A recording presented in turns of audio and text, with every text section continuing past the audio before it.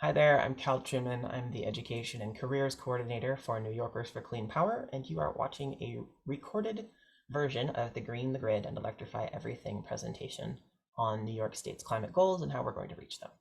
We've just finished part one, which talks about the problems with fossil fuels and the urgent need to shift away from using them to power our economy. And we're getting into the interesting stuff that's a little less of a bummer, which is about our targets for the state and how we're going to reach them. So let me share my screen.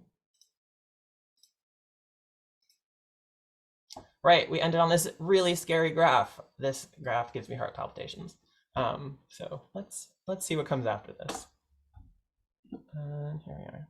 Essentially, we got to get to work. We got work to do. We got to get going. So, what is New York doing about the climate crisis? What are we doing about the problems with fossil fuels? Fortunately, New York State leadership is taking the climate crisis seriously. If the state were an independent nation, it would rank as the 10th or 11th largest economy in the world. So what we do here matters, both nationally and globally. We really punch above our weight as a state. So let's take a look at some of the targets that are in place. They're a little jargony. We'll get into it. So New York State has a target of a 40% reduction in greenhouse gas emissions by 2030. So not releasing as many of those planet warming gases, 40% by 2030. And net zero greenhouse gas emissions by 2050. So we're still talking about those planet warming gases that go into the air.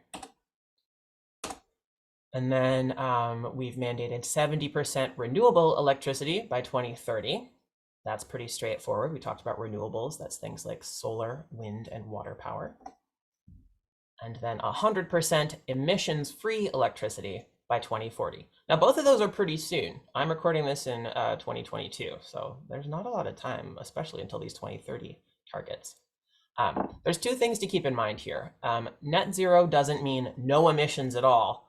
It means that we are storing any emissions that we release. They have to even out. So net zero, not zero. And when you add and then subtract, it has to equal out to zero. Also, emissions-free electricity, as opposed to renewable electricity, includes existing nuclear facilities, since their environmental impacts do not include greenhouse gases. So whatever you may think of nuclear, it's not adding to the warming of the planet when it makes the electricity. And so we're not talking about having to decommission those, like turn off the nuclear at the same time that we have to turn off the fossil fuels. We're talking about leaving those running for the present, making sure we get to that 100% emissions free by 2040, which is ambitious. I also would love to say, I am not a nuclear expert. My specialty is mostly solar energy, but renewable energy in general. If you have questions about nuclear, I'm not the person to ask, unfortunately.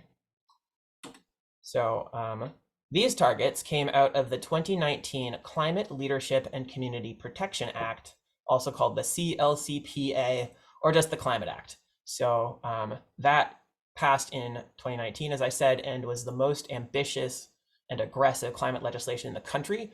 And so that was very exciting, and it remains very exciting. In the years since then, the months and years since then, a team called the Climate Action Council has been working on looking at the targets, like, okay, we said we're going to do this, this, and this, and figuring out, okay, how are we going to do that? And so the final plan will probably be coming out in the fall of 2022.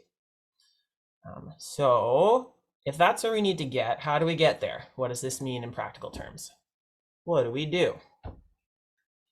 So New Yorkers for Clean Power has broken this down into three major umbrellas. We're not the only ones to have done this, but we're among the ones to have done this. First off, we have energy efficiency. So that might mean sealing up drafty buildings, converting streetlights to LEDs, upgrading your appliances. Anything that helps use less energy is energy efficiency, because the cleanest energy of all is the energy you don't use. If you don't have to make that power, you don't have to worry about where it comes from. Energy efficiency, low-hanging fruit, lots of government help with that too, if you need funding to help make that happen. We'll talk more about that later.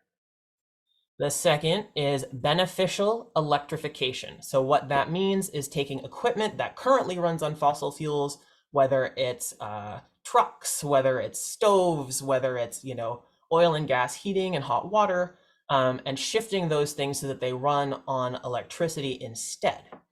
these upgrades need to be efficient. So for example, if you've got those horrible old electric baseboard heaters, they're super inefficient, they use a ton of energy. Those are electric, but they're not beneficial electrification because they use more power than they need to. Beneficial electrification and energy efficiency are both money saving in the medium to long term. So over time, you save a ton of energy by making these changes. The state can and does offer incentives to offset those initial costs, so to help you pay for them, especially depending on your income bracket. And the recent passage of the Inflation Reduction Act on the federal level also includes funding to make some of these changes. So there's definitely help to get those things done in the short term so that you can get those long-term benefits and help shift us away from using fossil fuels for these things. So then the third of the sort of pillars of activities is a renewable grid. So we talked about the electrical grid in the beginning. That's the equipment that moves electricity from one place to another, especially like power lines. And so once we've reduced our energy needs with energy efficiency, and then added a bunch new energy needs with the beneficial electrification, suddenly all our cars are running on electric. Our electricity needs, are going to go up as a state. This is what's expected to happen, and the state is planning for it. So we need to be generating more electricity than we are now to make up for the gas and oil we won't be burning directly. And we need to replace the power plants that are currently gas and oil, etc., so that they are also so that they are not making greenhouse gases either. So that electricity needs to come from renewable sources, preferably built in the state with local workers, so that New York municipalities can take advantage of the benefits of hosting renewable energy. And we'll get into those details more later as well. So that's where the presentation gets its name. We need to green the grid. You got your renewable grid, so we're not getting fossil fuel energy anymore. It's renewable, it's emissions free. And then we need to electrify everything. So anything that currently runs on fossil fuels needs to be running on electricity, which is made with renewable energy. And that's how we get to those state targets. That's the simplest we could make it. Another piece of good news is that, yeah, the transition is going to take a lot of work, which means a lot of workers. So let's get into it. And that will do for this. Well, no, let me give you one more little piece of information before I start breaking out into other segments. So it's a lot of jobs. We'll talk more about that at the end. Just real quick, we're going to talk about where these emissions are coming from. And then in subsequent videos, I will talk about each of these sectors one by one. So New York State's greenhouse gas emissions sources can be broken down into roughly 6 categories. So you've got buildings, which are responsible for about 1/3 of emissions, transportation at a little over 1/4, electricity and waste at about 1/6 each, industry at about 1/10, and agriculture at about 1/20. And those exact percentages will shift over time, so it's mostly just about the rough proportions. New Yorkers for Clean Power prioritizes buildings, transportation, and electricity in our work, and so those will be the focus of this presentation.